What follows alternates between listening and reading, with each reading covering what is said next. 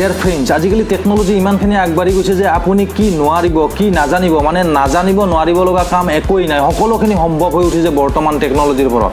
তো আপুনি এতিয়া এইখিনিও জানিব পাৰিব যে আপোনাৰ সন্তানটো সৰু থাকোঁতে আপুনি জানিব পাৰিব যে আপোনাৰ সন্তানে ডাঙৰ হৈ চুৰি ডকাইত বা তেনেকুৱা কাৰ্যত জড়িত হ'বনে ভাল মানুহ হ'ব। লণ্ডনৰ এটা বিজ্ঞানীৰ দলে প্ৰায় 45 বছৰীয়া প্ৰায় 7,000 মানুহৰ ওপৰত গৱেষণা কৰি এটা ৰিপৰ্ট পাইছে যে কুখ্যাত অপৰাধী হত্যাকাৰীৰ মস্তিষ্কৰ গঠন আন মানুহতকৈ সৰু হয় বুলি তেওঁলোকে উল্লেখ কৰিছে। গৱেষক বিজ্ঞানীসকলৰ মতে মস্তিষ্কৰ গঠন সৰু হ'লে সমাজ বিৰোধী আচৰণ যেনে হত্যা, হিংসা, চুৰি, ডকাইত আদি ঘটনাত মানুহ জড়িত হয় বুলি তেওঁলোকে উল্লেখ কৰিছে।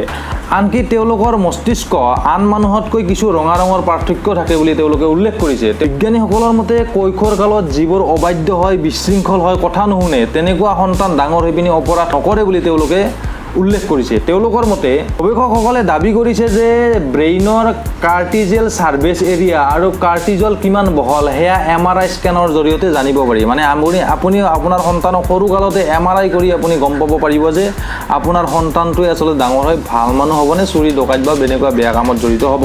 আচৰণগত পৰিৱৰ্তনৰ বাবেই এনে গঠনত পৰিৱৰ্তন। লণ্ডনৰ এই গৱেষকসকলৰ মতে শিশু অৱস্থাতে মানুহৰ MRI স্কেন কৰি গম পোৱা যায় যে তেনে ব্যক্তি ভৱিষ্যতে কুখ্যাত গুণ্ডা বা দুষ্কৃতিকাৰী হৈ উঠিব নেকি। সেই অনুযায়ী যদি আপোনাৰ সন্তানটোৱে ধৰক আপোনাৰ ব্ৰেইনৰ মস্তিষ্কটো বেলেগতকৈ সৰুও, যদি আপুনি সৰুতে যদি আপুনি ভালদৰে শিক্ষা দীক্ষা দি পিনি যদি তেখেতক এটা বেলেগ পৰিৱেশত লৈ যাব পাৰে তেতিয়াহ'লে তেখেতৰ সেই প্ৰৱণতাটো কমিব।